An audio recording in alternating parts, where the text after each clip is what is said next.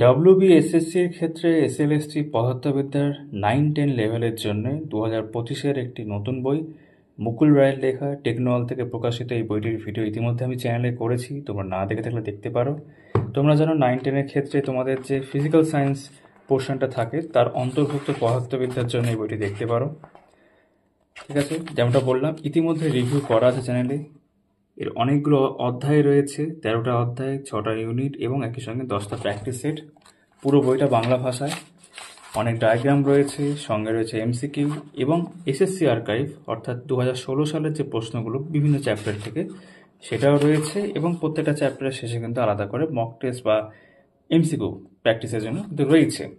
এটা প্রত্যেকটা চ্যাপ্টারের ক্ষেত্রে বললাম। আর যেমন তোমরা একটু আগে দেখলে শেষের দিকে কিন্তু তোমরা আলাদা করে কিন্তু আরও 10টা প্র্যাকটিস সেট পেয়ে যাবে, যেগুলো এরকম আনসার কি দেওয়া থাকবে, প্রত্যেকটা 27টা করে প্রশ্ন।